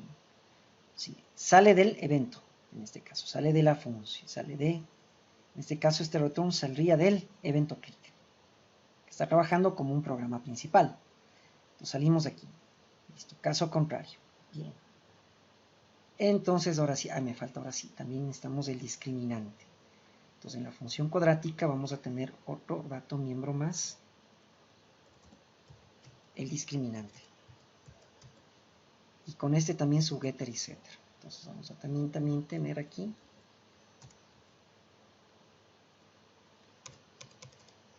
el discriminante, el D, y aquí trabajamos con el dato miembro D y el D. Perfecto.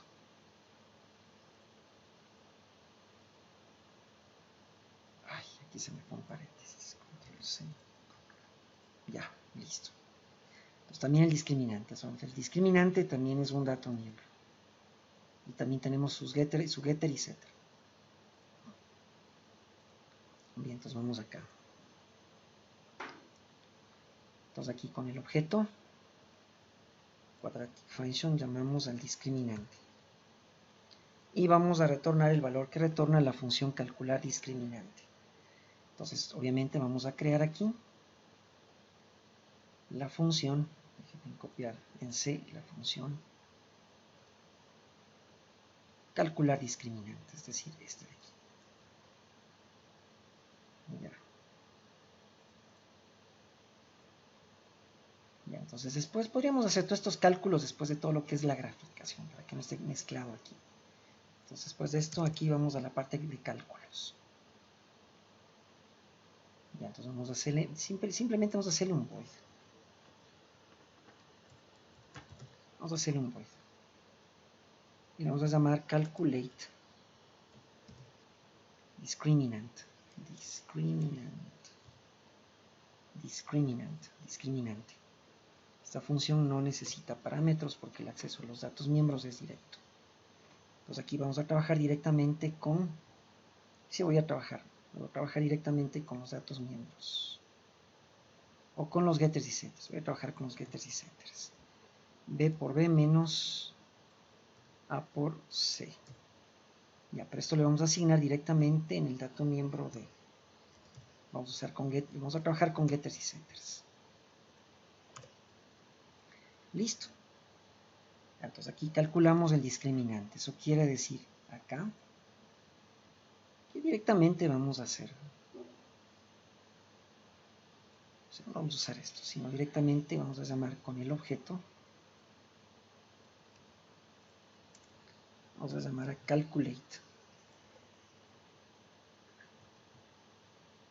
Esta función debe ser pública, perdón.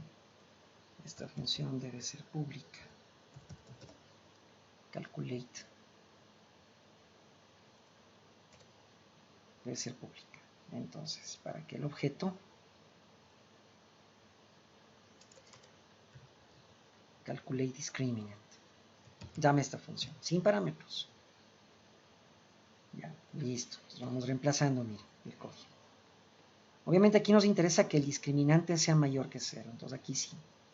obj.discriminant. O sea, accedemos a los getters y setters. Es decir, a este de aquí. Si es mayor que 0, se calculan las raíces. Entonces aquí, si es igual a 0, es una sola raíz real. Y si es menor que 0, las raíces son imaginarias. Entonces, a ver, primero hagamos el cálculo de las raíces, después la impresión. Porque la impresión tenemos que usar cajas de texto. Bien, entonces vamos acá. Calcular raíces.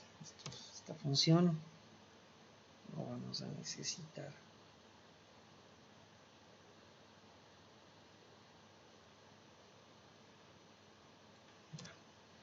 Lo que sí vamos a tener acá,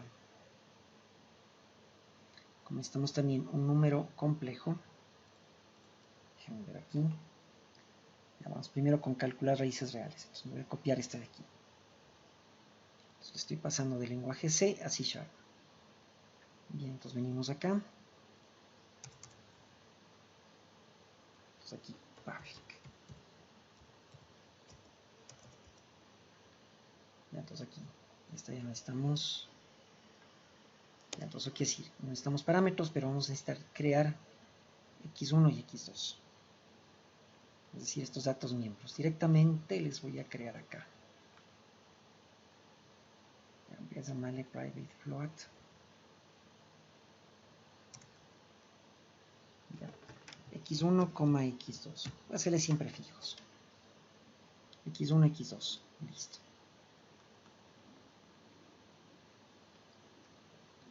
Bien, entonces aquí usamos los getters y setters. Aquí sería B mayúscula, B mayúscula, A mayúscula, A mayúscula. Y aquí tenemos que usar la mat, la clase ma.squareroot. Listo. Pero aquí hay que hacer un casting a float.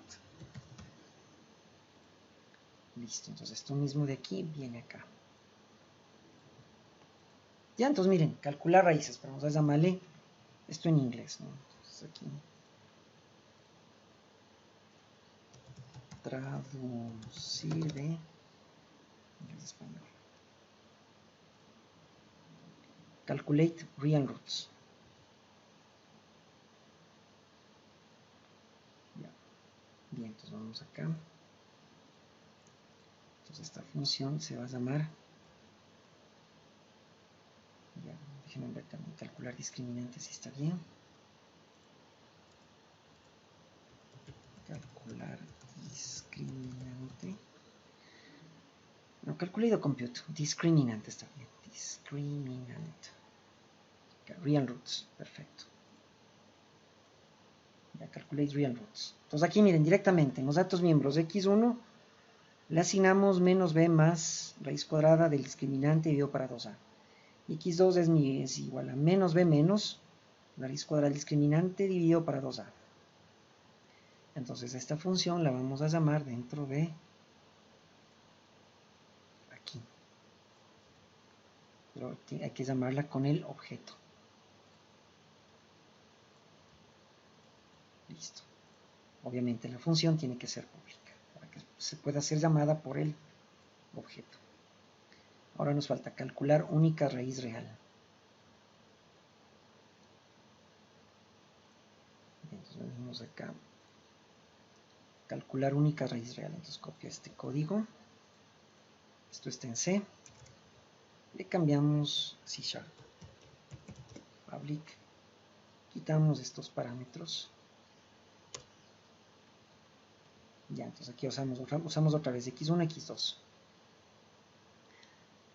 Entonces aquí cambiamos, ¿no? Todo eso con getters y setters. Esto es B, esto es A. Es menos B dio para 2A. Y entonces esto también vamos a cambiar de español a inglés. Calculate. Calcular única raíz real. Calculate unique real root. Calculate unique real root. Listo, entonces esta función la llamamos desde acá.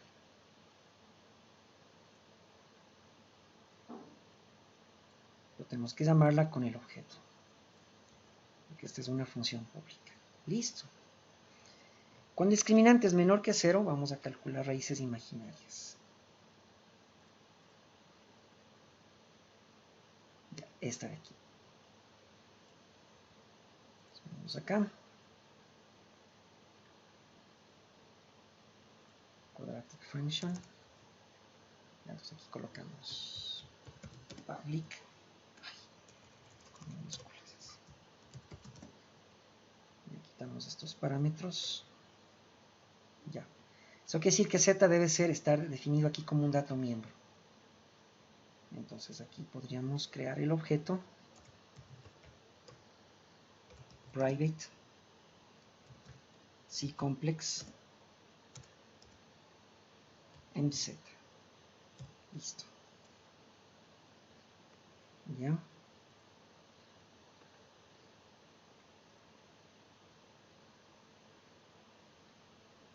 Y aquí vamos a crear un getter y setter de este. Editar, refactorizar, encapsular campo. Entonces creamos un getter y un setter. Perfecto. ¿Dónde se fue? Salirse al último. Okay, ¿dónde está? ¿Dónde se fue? ¿Dónde se fue? Aquí está. Listo, internal.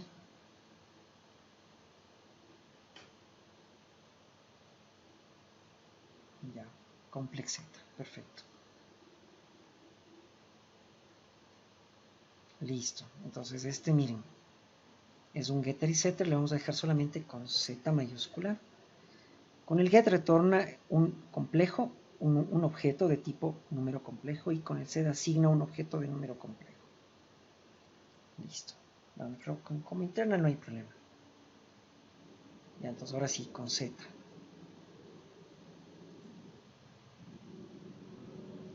Entonces aquí z punto. Vamos, accedemos a la parte real y le asignamos b punto, aquí todo con mayúscula. Y aquí en z punto imag le asignamos esto de aquí, square root. De aquí sí, fapps. Entonces vamos a usar mat. Vamos aquí a crear llamar a mat.fabs. Déjenme ver, o si no abs. abs. Perfecto. Listo. Y aquí 2A. Listo, ya está. Entonces aquí tenemos, miren, el cálculo de las raíces imaginarias. Entonces esto igual vamos a traducir. Calculate imaginary roots. Calculate imaginary roots. Entonces la parte imaginaria es esta. La parte real es menos b sobre 2a. Y la parte imaginaria es esta, raíz cuadrada del valor absoluto del discriminante dividido para 2 por a. Entonces obviamente ahí obtenemos, miren, la parte real x1 y y1. Cuando hay una sola raíz, efectivamente es menos b sobre 2a. Ahí está, miren. Cuando las raíces son dos raíces reales, x1, x2. Cuando hay una sola raíz es menos b sobre 2a, que corresponde a esta. Y cuando las raíces son imaginarias, obviamente obedece a esto, ¿no? Primero, obviamente calculamos la parte real y luego la parte imaginaria, porque el otro es una conjugada. Cambia el signo más por menos en la parte imaginaria. Entonces miren aquí, calculamos la parte real y la parte imaginaria. Pero ya con el número complejo, es decir, con esta clase. Entonces nos estamos apoyando en otra clase, la clase complex. ¿Sí? Podríamos también haber creado la estructura complex, ¿no? También hubiese sido válido. Dejémosle así, todo con clases. Entonces ahí tenemos la parte de cálculos. Listo. Entonces aquí llamamos a calculate imaginary roots. Este de aquí. Pues llamamos con el objeto. Ya, imaginary roots. Ya, listo. Completo esta parte. Miren, entonces esto es ya para la parte de cálculos de las raíces. O sea, la lectura de datos va. Antes solamente teníamos plotaxis y plot cure. Ahora tenemos el cálculo de raíces. Ahora nos falta la parte de impresión. Obviamente vamos a hacerle por partes, ¿no? Impresión de las raíces y del número complejo. Entonces, para eso en el formulario, aquí, vamos a añadirle, ya, este le vamos a mover más acá. Entonces, para la tabla de valores, ya, voy a hacer un poco más grande.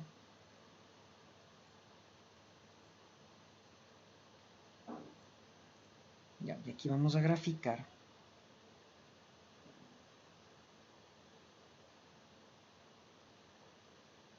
Bien, vamos a graficar. Vamos aquí a colocar otro grupo.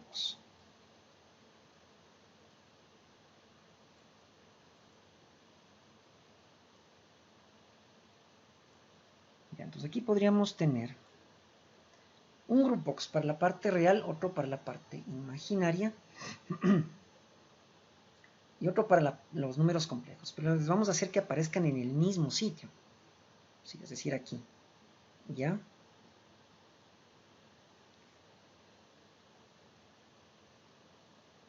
Entonces, a ver, déjenme ver un ratito.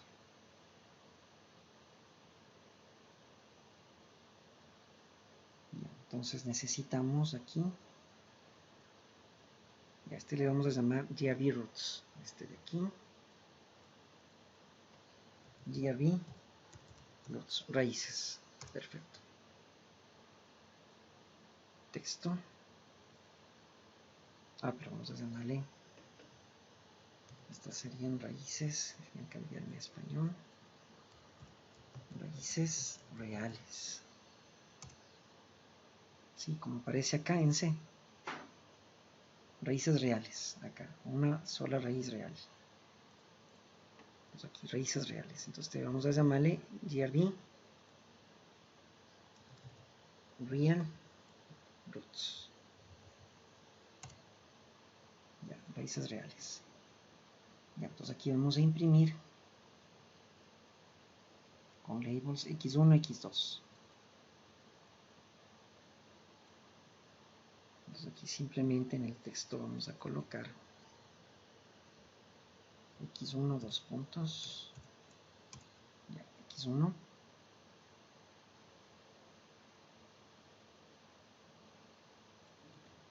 Y una caja de texto, textbox.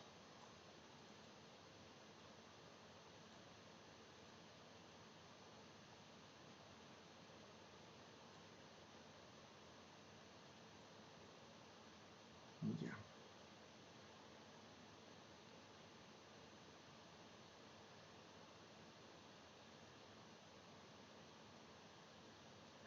Este le vamos a llamar txt x1. Y ahí nos falta x2, entonces esto copiamos, control C, control V.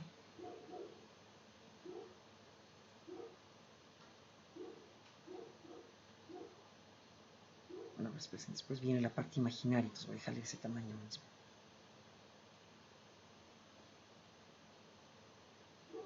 Ya. Bien, y este sería x2.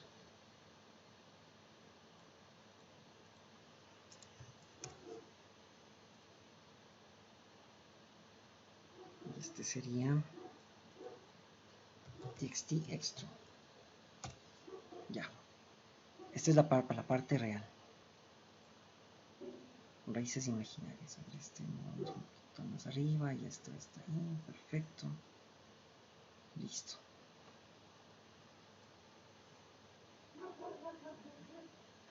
Ya, este de aquí le vamos a copiar con todos estos elementos. A ver, para la parte real solo necesitamos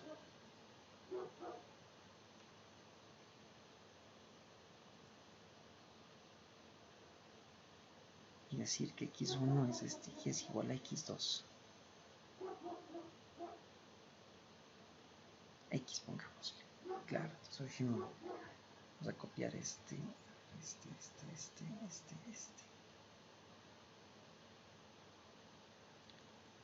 Control V. Ya. Y para los números complejos, Control V.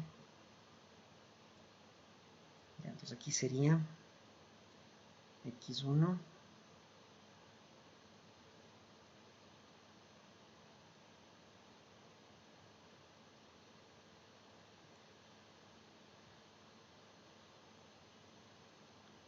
y aquí este x2.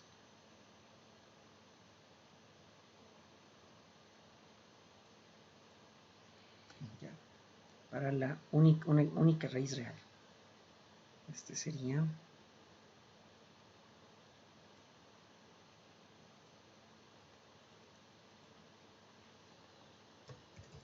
única raíz real.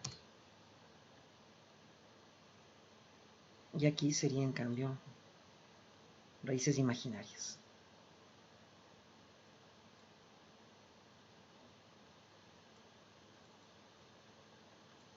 Raíces imaginarias.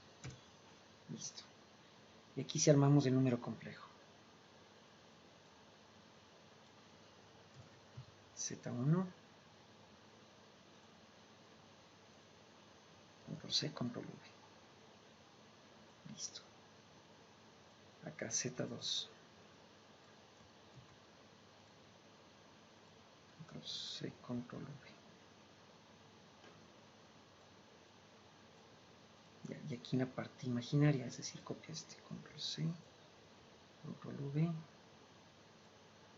Aquí solamente hay que colocar I, que es raíz de menos 1. Control C, Control V.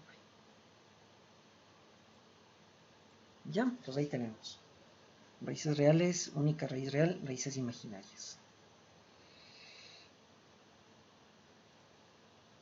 Ya. Ven aquí nuestra tabla de valores.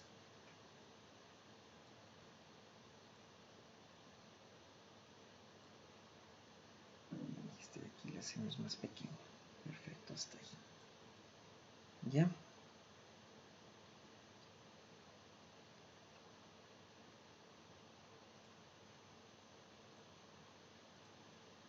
Perfecto.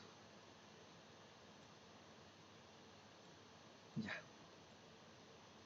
Vamos a ver, está bien. Ya que todo quede perfecto. Listo. Bien, entonces ya la parte de impresión acabamos la siguiente clase. Ya, entonces hasta aquí estaría toda la parte de cálculos. ¿Sí? Listo, solamente nos falta la parte de impresión. Estas funciones de aquí.